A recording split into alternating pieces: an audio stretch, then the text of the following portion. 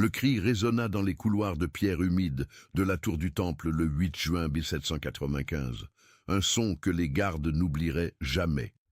Ce n'était pas un cri de douleur physique, mais le dernier soupir d'une monarchie millénaire qui s'éteignait dans les cordes vocales d'un enfant de 10 ans. Louis-Charles de France, autrefois dauphin de France, le garçon qui aurait dû être roi, rendait son dernier souffle sur un matelas pourri, tandis que son corps exténué tremblait une dernière fois avant l'immobilité éternelle. À ce moment-là, ce n'était pas seulement un enfant qui mourait, mais la fin d'une lignée qui avait régné sur la France pendant plus de 800 ans. 3 ans plus tôt, en 1792, ce même garçon courait dans les jardins dorés de Versailles, ses joues roses reflétant la lumière filtrée par les fenêtres de cristal du palais le plus magnifique d'Europe. Louis-Charles était alors le centre d'un univers de soie, d'or et de pouvoir absolu. Ses cheveux blonds tombaient en boucles parfaitement coiffés par des domestiques qui connaissaient chaque mèche de sa tête royale, et ses yeux bleus, ces mêmes yeux de ses ancêtres, Bourbon, brillaient de l'innocence de celui qui était né pour gouverner des millions de sujets. Le parfum de rose et de jasmin embaumait ses appartements, où des tapisseries brodées racontaient des récits de gloire militaire et de conquête royale. Il était le second fils du roi Louis XVI et de la reine Marie-Antoinette. Mais lorsque son frère aîné, Louis-Joseph, mourut en 1789, le destin fit de lui l'héritier du trône le plus puissant d'Europe.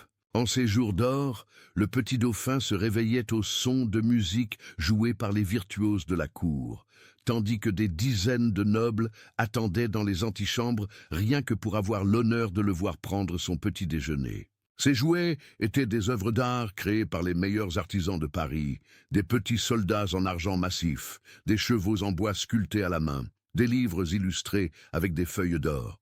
Chaque repas était une cérémonie, chaque promenade une procession, chaque parole une petite loi que les adultes autour de lui observaient avec une ferveur quasi religieuse. Marie-Antoinette, sa mère, le couvrait de baisers et de caresses, ses robes de soie bruissant pendant qu'elle murmurait à son oreille des promesses d'un avenir glorieux. « Tu seras le roi le plus aimé de France, mon petit dauphin, » disait-elle, ses larmes de bonheur tombant sur les cheveux soyeux de son fils. Le palais de Versailles était son royaume particulier. Dans la galerie des glaces, il jouait à cache-cache entre les colonnes de marbre, tandis que la lumière du soleil créait des arcs-en-ciel dans les lustres de cristal au-dessus de sa tête. Les jardins s'étendaient à perte de vue. Des fontaines dansantes, des labyrinthes de roses, des pavillons où des musiciens jouaient uniquement pour son divertissement. Le soir, lorsque les bougies étaient allumées, le palais se transformait en un conte de fées lumineux et le petit prince s'endormait dans des draps de soie brodés aux armes royales, entouré de l'amour inconditionnel d'une cour qui n'existait que pour lui servir. Mais les vents de l'histoire soufflaient déjà dans les rues de Paris. En 1789, l'année où Louis-Charles devint dauphin, la Révolution française commença à gronder comme une tempête lointaine, qui, peu à peu, se rapprochait des portes dorées de Versailles. Les premières nouvelles arrivaient filtrées par les courtisans, murmurées dans les coins sombres des couloirs. Le peuple était agité, les états généraux avaient été convoqués, il y avait des rumeurs d'émeutes et de protestations. Mais à l'intérieur des murs du palais, protégé par les gardes royaux et par l'illusion de l'éternité monarchique, le garçon poursuivait sa routine royale, indifférent aux tempêtes qui se formaient au-delà de son univers de dorure et de cristal. Marie-Antoinette commença à entrevoir les premières fissures dans la façade parfaite de sa vie. Ces dames de compagnie murmuraient entre elles. Certains nobles disparaissaient sans explication et les réunions secrètes entre Louis XVI et ses ministres se faisaient plus fréquentes et plus tendues. L'odeur de la peur commença à se mêler au parfum des roses dans les couloirs du palais. Le soir, la reine serrait son fils contre elle encore plus fort, comme si elle pouvait le protéger du monde qui s'effondrait à l'extérieur. « Ne t'inquiète pas, maman, » disait le garçon de sa voix cristalline. « Papa est le roi, rien ne peut nous arriver. » Mais dans les yeux de Marie-Antoinette brillait déjà la terreur de celle qui commençait à comprendre que même le pouvoir divin des rois ne pouvait arrêter la fureur d'un peuple affamé et enragé. En octobre 1789, la réalité s'abattit sur Versailles comme une avalanche de cris et de fer. Une foule de femmes parisiennes, armées de couteaux de cuisine et de bâtons, marcha jusqu'au palais pour réclamer du pain et de la justice. Le pâtisme. Bruit de leurs cris résonnait dans les couloirs de marbre, une sinistre symphonie qui remplaça les mélodies douces qui berçaient autrefois les journées du petit dauphin. Louis-Charles fut réveillé en pleine nuit par le fracas de vitres brisées et les hurlements de ses parents.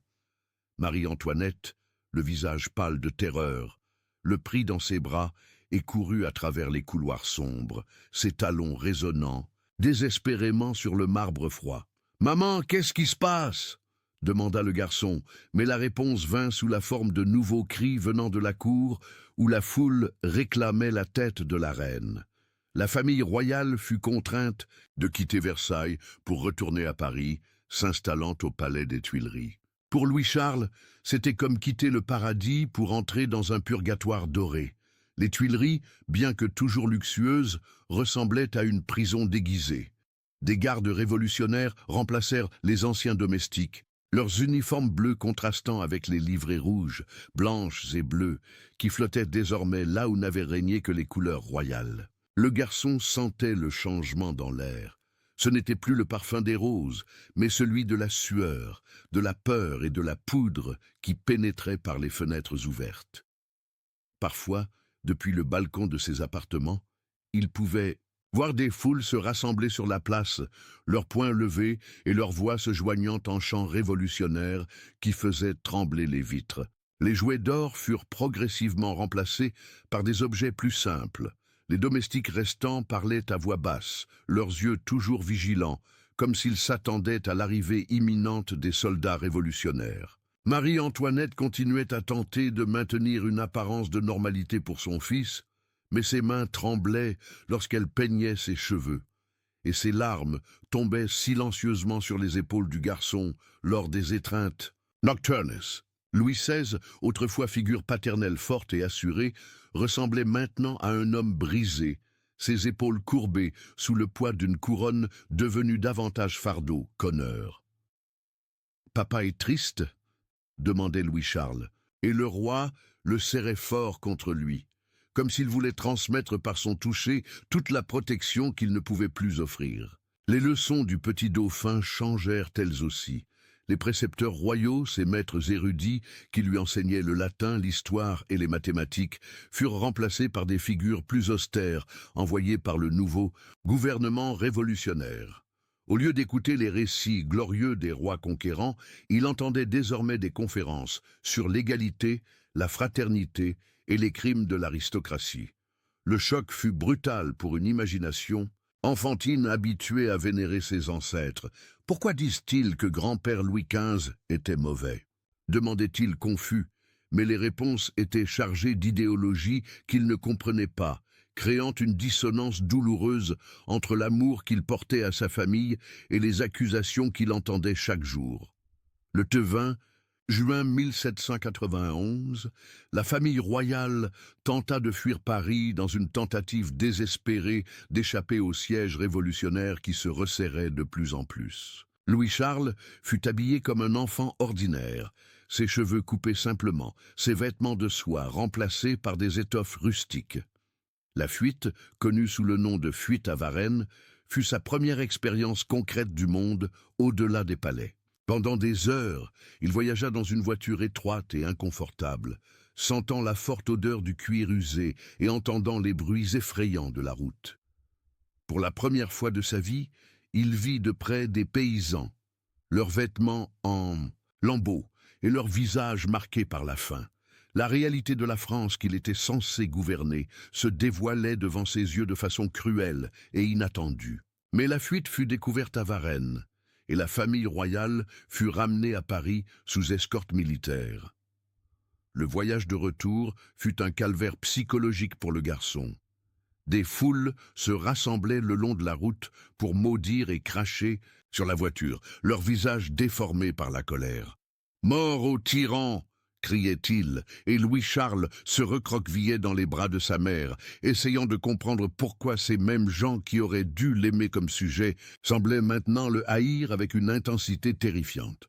Marie-Antoinette se bouchait les oreilles de ses mains, mais elle ne pouvait pas bloquer entièrement les cris de la foule enragée qui les suivait comme une meute assoiffée de sang. De retour aux Tuileries, la prison se fit encore plus étroite. Les gardes étaient de plus nombreux et hostiles, et la famille royale vivait sous une surveillance constante. Louis-Charles ne pouvait plus jouer librement dans les jardins. Chaque mouvement était scruté, chaque parole potentiellement rapportée aux dirigeants révolutionnaires. Le garçon commença à développer une anxiété permanente, ses yeux guettant toujours le moindre signe de danger, ses nuits perturbées par des cauchemars où des foules hurlantes envahissaient ses rêves. L'odeur de la peur devint une présence constante dans le palais, mêlée à l'odeur de la nourriture simple et bon marché qui avait remplacé les festins royaux. En 1792, la situation se détériora drastiquement. La guerre avait commencé et les armées étrangères avançaient vers Paris, promettant de restaurer la monarchie par la force. Mais au lieu d'apporter l'espoir, ces nouvelles ne firent qu'intensifier la paranoïa révolutionnaire. Louis-Charles entendait des conversations chuchotées sur les traîtres et les ennemis du peuple, des mots se référant directement à sa famille. Le palais fut envahi à plusieurs reprises par des foules révolutionnaires, et à chaque invasion, le garçon était caché dans des pièces secrètes, tremblant de peur tout en entendant les cris et le fracas des meubles brisés. « Allons-nous mourir, maman ?» demandait-il, et Marie-Antoinette, les larmes aux yeux, répondait « Non, mon chéri, Dieu nous protégera. » Mais sa voix tremblait d'une manière qui contredisait ses paroles. Le 10 août 1792, le palais des Tuileries fut attaqué par une foule enragée. Louis-Charles vit pour la première fois du sang royal couler lorsque les gardes suisses protégeant la famille furent massacrés dans les cours du palais. L'odeur métallique du sang se mêla à celle de la poudre et de la sueur, créant une atmosphère d'horreur qui resta à jamais gravée dans sa mémoire d'enfant. La famille royale fut contrainte de se réfugier à l'Assemblée nationale, où elle resta des heures dans une petite boutique exiguë, entendant les hurlements de la foule qui réclamait leur tête. Louis-Charles s'accrochait au jupon de sa mère, son petit corps tremblant de façon incontrôlable, tandis que Marie-Antoinette murmurait des prières à son oreille, ses larmes mouillant les cheveux de son fils. À partir de ce jour, la famille royale fut transférée à la tour du Temple, une forteresse médiévale au cœur de Paris qui devint leur prison définitive. Le changement fut brutal pour Louis-Charles. Des salons dorés et des jardins parfumés, il se retrouva dans des chambres de pierre froides, humides et sombres. Les fenêtres étaient petites et munies de barreaux, ne laissant passer qu'une lumière grise et triste qui éclairait à peine les meubles simples et usés.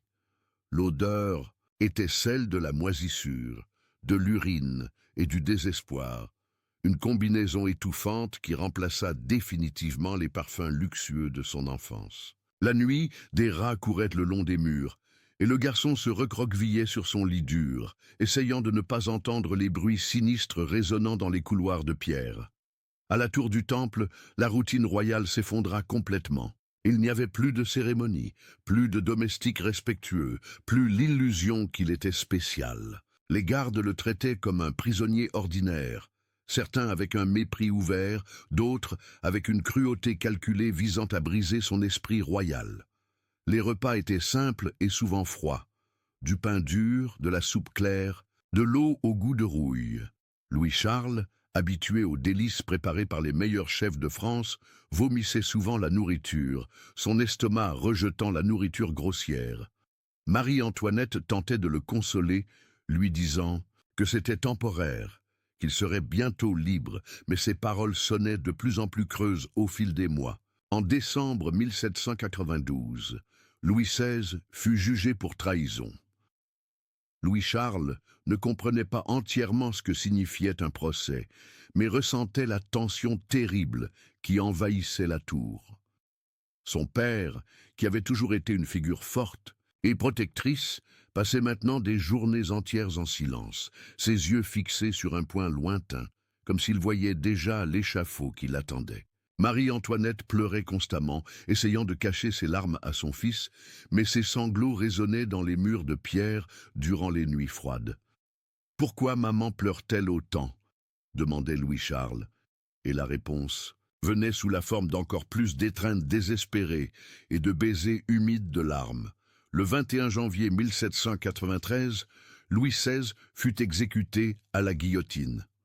Louis-Charles ne vit pas l'exécution, mais entendit les cris de la foule rassemblée sur la place de la Révolution pour assister à la mort du roi. Le bruit parvint jusqu'à la tour du Temple, comme un rugissement lointain, un écho sinistre annonçant la fin définitive de la monarchie française.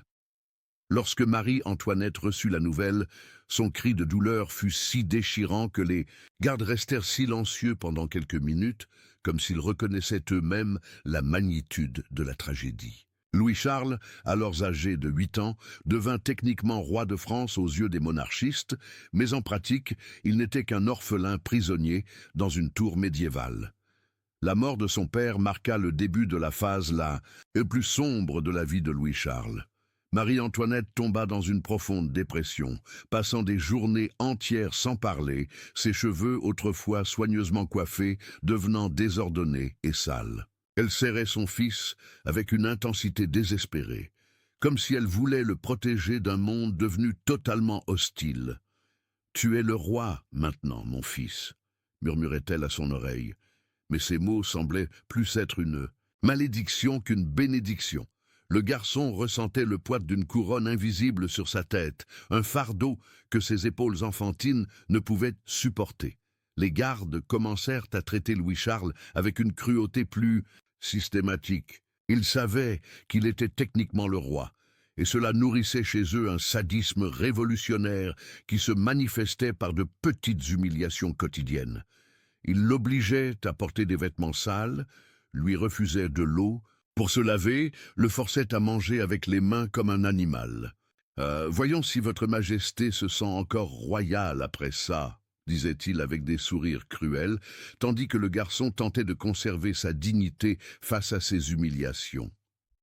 L'odeur de sa propre saleté se mêlait à la moisissure des murs, créant une atmosphère de dégradation physique et morale qui rongeait son âme enfantine. En juillet 1793, Marie-Antoinette fut séparée de son fils et transférée à la conciergerie où elle attendrait son propre procès. La séparation fut dévastatrice pour Louis-Charles. Pour la première fois de sa vie, il se retrouva complètement seul, sans l'amour protecteur de sa mère, qui avait été sa seule constante durant les années de captivité. Marie-Antoinette fut traînée par les gardes, tandis qu'elle criait le nom de son fils, ses ongles griffant les murs de pierre dans une tentative désespérée de revenir vers lui. « Maman! Maman !» hurlait Louis-Charles, ses petits poings frappant la porte de fer qui se referma entre eux pour toujours. L'écho de ses cris se perdit dans les couloirs vides de la tour, se mêlant au bruit des pas qui s'éloignaient et ne revenaient jamais. Seul dans la tour du Temple, Louis-Charles commença à dépérir physiquement et émotionnellement. Privé des soins maternels, son hygiène se détériora rapidement. Ses cheveux blonds devinrent emmêlés et sales, sa peau pâle acquit une teinte maladive, et ses yeux bleus perdirent l'éclat de l'enfance. Les gardes, désormais débarrassés de la présence modératrice de Marie-Antoinette, intensifièrent leur mauvais traitement. Ils le réveillaient en pleine nuit avec des cris et des insultes, l'obligeaient à chanter des chansons révolutionnaires, se moquant de sa famille, l'obligeaient à proférer des obscénités et des blasphèmes qui heurtaient son âme catholique. « Dis que ton père était un tyran !» ordonnait-il, et quand il refusait, il le privait de nourriture pendant des jours. En octobre 1793, Marie-Antoinette fut exécutée à la guillotine. Louis-Charles n'apprit pas immédiatement la mort de sa mère, mais ressentit une terrible atmosphère changer dans la tour. Les gardes semblaient plus cruels, leur sourire plus sinistre, comme si une dernière barrière morale s'était effondrée. Lorsqu'on lui annonça finalement l'exécution, le garçon ne hurla ni ne pleura. Il resta simplement silencieux pendant des heures, les yeux fixés sur le mur de pierre, comme s'il tentait de comprendre une douleur trop immense pour son esprit enfantin. À cet instant, Louis-Charles n'était plus seulement un prisonnier, il était un orphelin absolu, le dernier survivant d'une dynastie millénaire balayée de l'histoire par la fureur révolutionnaire. Après la mort de Marie-Antoinette, Louis-Charles se replie davantage sur lui-même. Il parlait de moins en moins, mangeait juste assez pour survivre et passait des heures à regarder par la petite fenêtre grillagée de sa chambre comme s'il espérait voir quelque chose qui n'arriverait jamais. Ses cauchemars s'intensifièrent et il rêvait de guillotine décapitant ceux qu'il aimait, de foules hurlant son nom avant de le tuer, de palais en flammes et de jardins baignés de sang.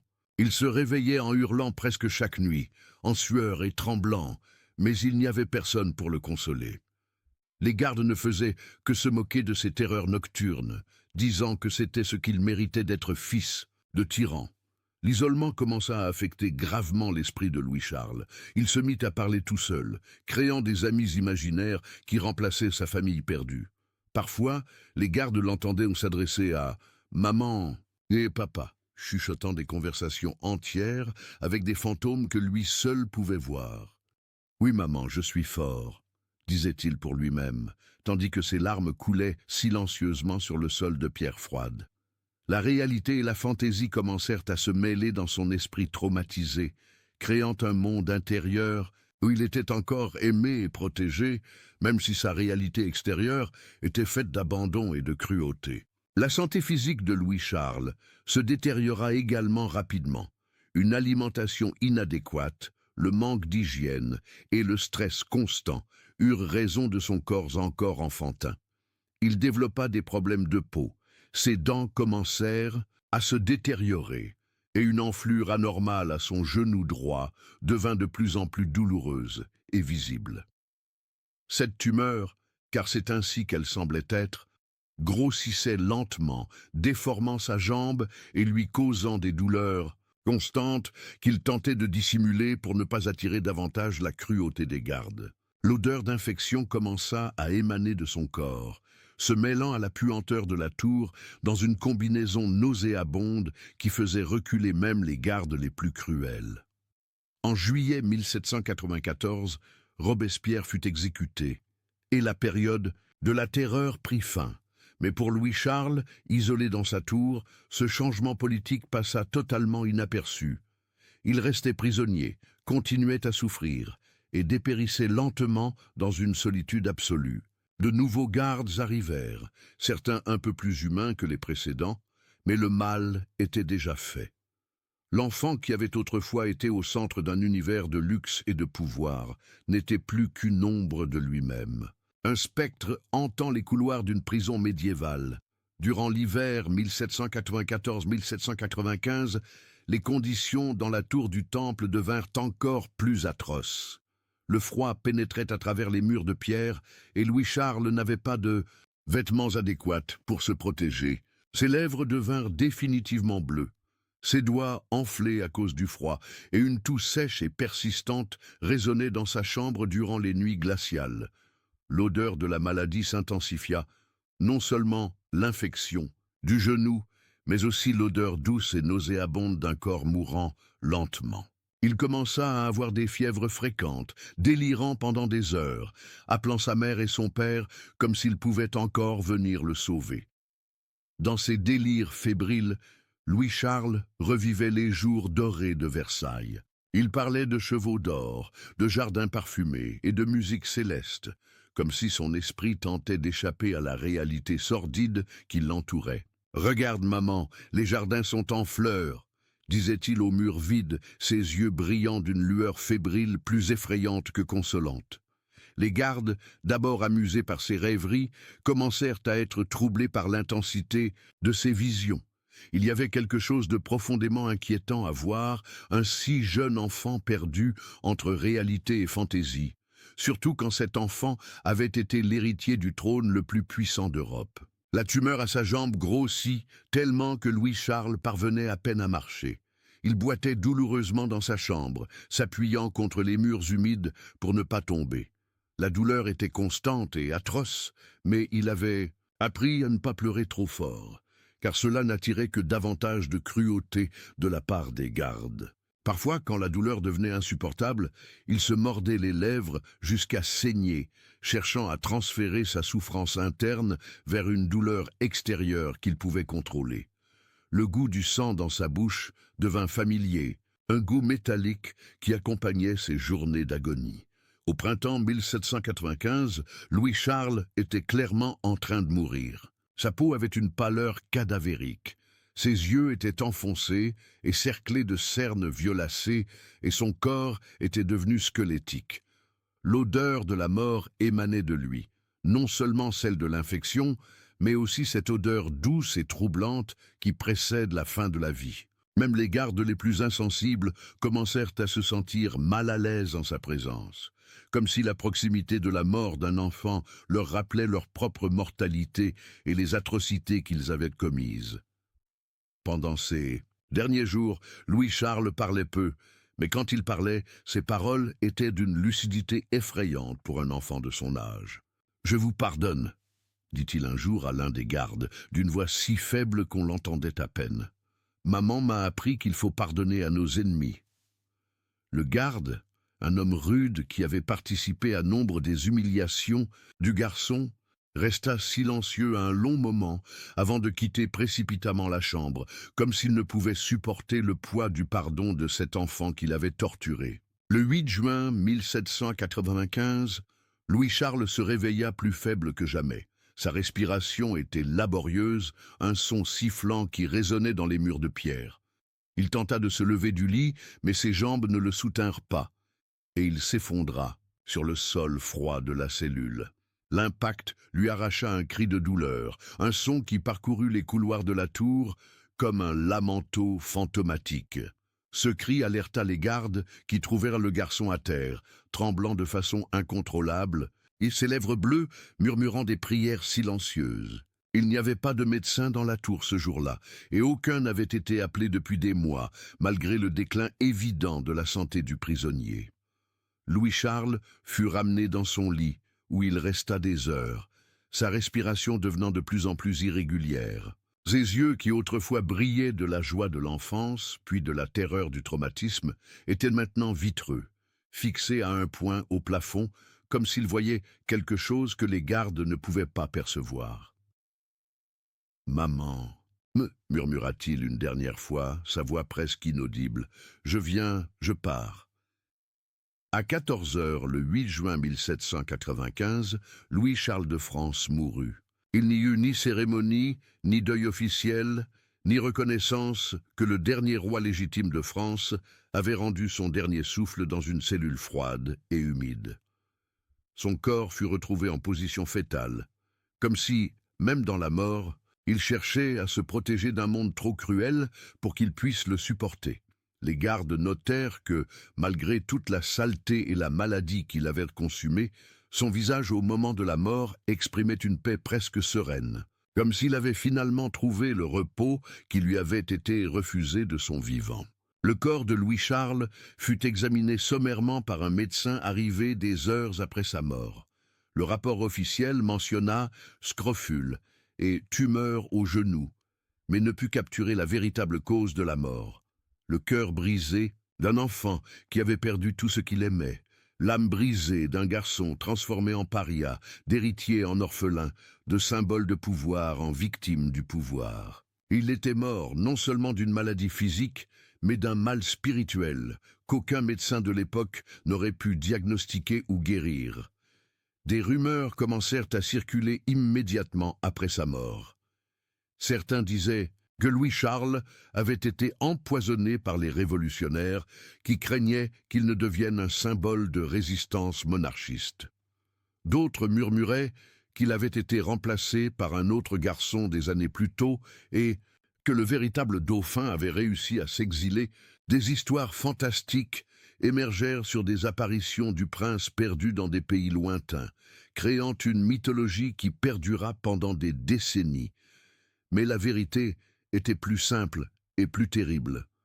Un enfant était mort de négligence, de cruauté et d'abandon, victime de forces historiques qu'il ne pouvait ni comprendre ni contrôler. Les funérailles de Louis-Charles furent une cérémonie expéditive et indigne. Son corps fut placé dans un simple cercueil en bois et enterré dans une fosse commune au cimetière de Sainte-Marguerite, sans pierre tombale ni inscription indiquant qui il avait été. Les seuls présents furent quelques fonctionnaires du gouvernement et un prêtre qui marmonna des prières hâtives sur le cercueil. Il n'y eut ni fleurs, ni musique, ni larmes officielles, seulement la terre froide couvrant les restes d'une monarchie qui avait régné sur la France pendant plus de 8 siècles. Mais la mort de Louis-Charles résonna au-delà des murs de la tour du Temple. En Europe, les monarchistes exilés apprirent la nouvelle avec horreur et indignation. Des lettres désespérées circulèrent entre les cours européennes, décrivant le traitement brutal infligé au dernier roi de France. « Ils ont tué un enfant », écrivit un noble autrichien dans une lettre conservée dans les archives. Ils n'ont pas seulement exécuté un roi, ils ont assassiné l'enfance elle-même, l'innocence même. Que Dieu les pardonne, car l'histoire ne leur pardonnera pas. Ces mots se révélèrent prophétiques, car la mort de Louis-Charles devint l'un des épisodes les plus sombres et controversés de la Révolution française, un symbole éternel de la capacité humaine à la cruauté, même envers les plus innocents. Dans les années qui suivirent sa mort, des enquêtes révélèrent des détails encore plus troublants sur ses dernières années de vie.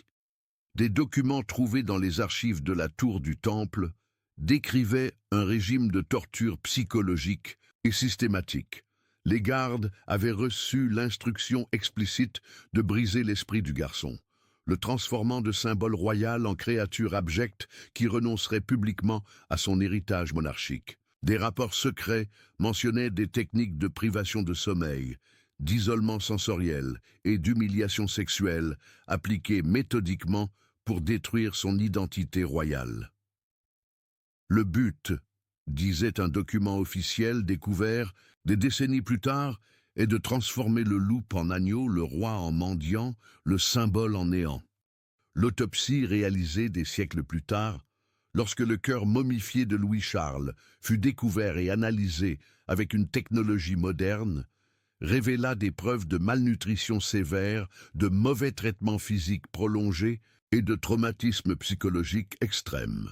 Les os montraient des signes d'arrêt de croissance, cohérents avec des années de nourriture inadéquate et de stress chronique. L'ADN confirma qu'il était bien le fils de Marie-Antoinette et de Louis XVI, dissipant une fois pour toutes les théories de substitution qui avaient circulé pendant 2 siècles.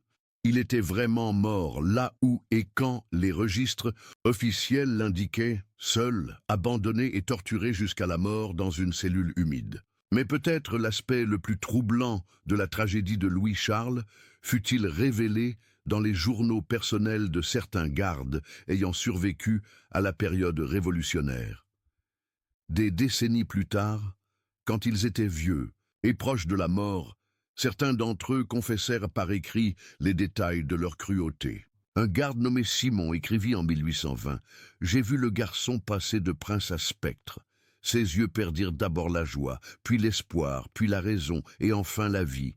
Nous n'avons pas seulement tué un roi, nous avons tué un enfant innocent, et cette culpabilité m'accompagne jusqu'à ma tombe.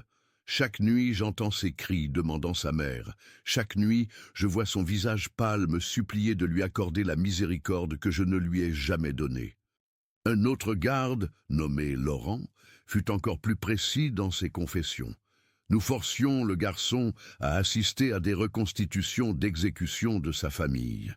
Nous racontions en détail comment ses parents avaient été tués, décrivant le bruit de la guillotine tranchant leur cou, imitant les cris de Marie-Antoinette lorsqu'elle apprit qu'elle serait exécutée. Le garçon pleurait tant qu'il vomissait parfois, mais nous continuions, jour après jour, jusqu'à ce qu'il cesse de pleurer et reste simplement silencieux, nous regardant de ses yeux vides. Nous avons transformé un enfant en cadavre. bien avant que son corps cesse de respirer. Les techniques utilisées contre Louis-Charles n'étaient pas aléatoires. Elles faisaient partie d'un programme systématique de déshumanisation visant non seulement à briser sa volonté, mais à créer un exemple public montrant que même la plus sacrée des institutions, l'enfance royale, n'était pas protégée de la fureur révolutionnaire. Des documents du Comité de salut public montrent des discussions explicites sur la façon d'éduquer l'ancien dauphin, le transformant en symbole vivant de la chute de l'aristocratie. Il doit être brisé complètement, écrivait un officier révolutionnaire, pour que tous voient que même les dieux déchus ne conservent pas leur divinité. L'impact psychologique de cette torture sur un esprit enfantin fut dévastateur, de manière que les tortionnaires eux-mêmes ne comprenaient pas entièrement. Louis-Charles développa des symptômes que l'on reconnaît aujourd'hui comme un trouble de stress post-traumatique sévère, la dissociation et une profonde dépression. Il commença à se comporter de façon automatique, arrachant ses propres cheveux et se griffant jusqu'au sang, tentant de soulager sa douleur intérieure. Il développa des tics nerveux et des comportements compulsifs, comme compter les pierres sur le sol de sa cellule, ou arranger et réarranger de façon obsessionnelle les rares objets qu'il possédait. Sa parole devint de plus en plus déconnectée de la réalité, mêlant souvenirs du passé à des fantaisies du présent. Le plus cruel de tout était que Louis-Charles gardait une lueur d'espoir qui ne s'éteignit jamais complètement, même dans ses moments les plus sombres. Il continuait à croire, jusqu'à presque la fin, que quelqu'un viendrait le sauver. Des gardes racontèrent qu'il restait parfois des heures à la fenêtre, regardant la rue comme s'il espérait voir arriver des chevaliers royaux pour le libérer. « Mon oncle viendra me chercher », disait-il parfois, en parlant des frères de Louis XVI qui s'étaient exilés. Il ne m'a pas oublié. Cet espoir, qui aurait dû être consolateur, devint une autre forme de torture, car chaque jour qui passait sans secours était une nouvelle trahison de ses attentes enfantines. La dégradation physique de Louis-Charles fut accompagnée d'une détérioration morale forcée visant à détruire non seulement son corps, mais son âme. Les gardes l'obligeaient à proférer des blasphèmes contre Dieu, à maudire la mémoire de ses parents et à chanter des chansons obscènes, se moquant de la religion catholique qui avait été au cœur de son éducation. Lorsqu'il refusait, on le privait de nourriture, d'eau ou de chaleur. Peu à peu, la faim le força à céder, et chaque mot blasphématoire qu'il était contraint de prononcer représentait pour lui une petite mort spirituelle. « Pardonne-moi, maman », murmurait-il ensuite, comme si Marie-Antoinette pouvait l'entendre depuis l'au-delà. Je ne voulais pas dire ces choses. L'isolement fut peut-être la torture la plus efficace appliquée contre Louis-Charles. Les enfants ont besoin de contacts humains, d'affection et d'interaction sociale pour se développer normalement, et la privation délibérée de ces éléments fondamentaux causa des dommages psychologiques irréparables. Il passa des mois sans parler à personne, à part des gardes hostiles, sans recevoir un câlin, un sourire ou toute forme d'affection humaine. Il se mit à se serrer lui-même dans ses bras, se balançant d'avant en arrière pendant des heures, pour tenter de reproduire physiquement le réconfort maternel qui lui avait été retiré. Le son de son balancement compulsif résonnait dans les couloirs de la tour les nuits, un rythme hypnotique et inquiétant qui hantait même les gardes les plus endurcis. Durant l'hiver 1795, alors que sa mort approchait, Louis-Charles commença à avoir des visions à la fois magnifiques et terrifiantes. Il affirmait voir des anges venir lui rendre visite, décrivant leurs ailes dorées et leurs voix mélodieuses avec une précision troublante. « Ils me disent que maman m'attend », racontait-il aux gardes, qui d'abord se moquaient de ses récits, puis se taisaient petit à petit devant l'intensité de ses descriptions. « Elle est dans un beau jardin, avec toutes les fleurs qu'elle aimait à Versailles. Les anges disent que je n'ai plus rien à craindre. » Ces visions, probablement des hallucinations causées par la fièvre et la malnutrition, lui apportaient le seul réconfort de ses derniers jours. La lente mort de Louis-Charles devint une métaphore de la fin violente d'une ère. Il n'était pas seulement un enfant mourant, il représentait le dernier souffle d'un millénaire de monarchie française, la fin d'une lignée royale, qui avait engendré saints, conquérants et tyrans, mais n'avait jamais connu une extinction aussi brutale et définitive. Son agonie allait au-delà de sa personne physique, incarnant la souffrance d'une classe sociale entière, d'un système de croyances tout entier, d'une conception du monde tout entière, qui était violemment remplacée par quelque chose de totalement nouveau et inconnu. Le symbolisme de sa mort n'échappa pas aux contemporains les plus perspicaces. Un observateur autrichien écrivit « Ils n'ont pas seulement tué un garçon, ils ont exécuté une idée. L'idée que certaines personnes naissent différentes, spéciales, touchées par la grâce divine. En laissant le dernier roi de France mourir comme un animal abandonné, ils ont proclamé qu'il n'y a plus de roi, plus d'élus, plus de hiérarchie sacrée. Il n'y a que de la chair humaine, tout égale dans la mort. » Cette observation capturait parfaitement la dimension philosophique de la tragédie de Louis-Charles. Mais il y avait aussi une ironie cruelle dans la façon dont il mourut. Alice. Révolution française avait promis liberté, égalité, fraternité. Pourtant, Louis-Charles fut privé de ces trois principes. Il n'eut ni liberté car il fut prisonnier dès l'âge de 7 ans. Il n'eut pas l'égalité car on le traita pire que n'importe quel criminel ordinaire. Et il n'eut certainement pas la fraternité car il fut abandonné par tous, les adultes qui auraient dû le protéger. La révolution qui se proclamait humanitaire se montra profondément inhumaine lorsqu'elle fut confrontée à la plus fondamentale des vulnérabilités. Un enfant sans défense. La tour du Temple, où Louis-Charles passa ses dernières années, devint après sa mort un lieu de pèlerinage silencieux pour les monarchistes et les curieux. Pendant des décennies, des gens venaient contempler les fenêtres grillagées où le dernier roi avait dépéri, tentant d'imaginer les horreurs survenues à l'intérieur de ces murs médiévaux. La tour fut démolie en 1808 par ordre de Napoléon, qui craignait qu'elle ne devienne un symbole de résistance monarchiste, mais sa mémoire persista. Aujourd'hui, une plaque marque l'emplacement où elle se dressait, avec une inscription simple qui ne parvient pas à saisir l'immensité de la tragédie qui s'y déroula. L'héritage de Louis-Charles transcenda les clivages politiques de son époque.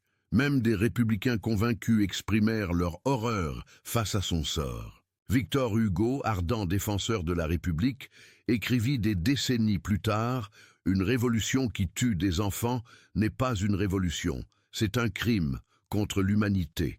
On peut juger des rois, on peut exécuter des tyrans, on peut renverser des trônes. Mais on ne peut pas torturer des innocents. Ce qu'ils ont fait au petit dauphin est une tâche qu'aucun progrès politique ne pourra nettoyer. » Ces mots exprimèrent un sentiment croissant selon lequel, quelles que soient les justifications politiques, certaines lignes morales ne devaient pas être franchies. L'histoire de Louis-Charles devint également une étude de cas sur les effets du traumatisme pendant l'enfance. Des médecins et psychologues des 19e et 20e siècles étudièrent son cas comme un exemple extrême de maltraitance psychologique et ses conséquences. Ses symptômes, la régression, les hallucinations, l'automutilation, l'isolement émotionnel devinrent des repères dans l'étude de ce que nous appelons aujourd'hui le syndrome de stress post-traumatique chez l'enfant. Paradoxalement, sa mort tragique contribua à une meilleure compréhension de la psychologie, du traumatisme, aidant finalement d'autres enfants ayant subi des abus similaires. Mais peut-être l'aspect le plus troublant de l'histoire de Louis-Charles est sa résonance contemporaine. À toutes les époques et dans tous les lieux où des régimes politiques extrêmes prirent le pouvoir, des enfants innocents payèrent le prix de la radicalisation adulte. Son histoire résonne dans les expériences d'enfants dans les camps de concentration, sous des régimes totalitaires, pendant des guerres civiles et des génocides. Il devint un symbole universel de l'innocence détruite par la cruauté politique.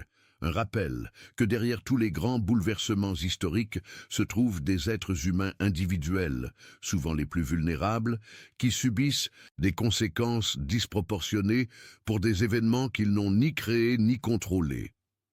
La redécouverte du cœur momifié de Louis-Charles en 2000 et son analyse génétique ultérieure confirmant son identité apporta une clôture scientifique à l'une des controverses historiques les plus persistantes. Mais elle rouvrit aussi des blessures émotionnelles que de nombreux Français pensaient cicatriser.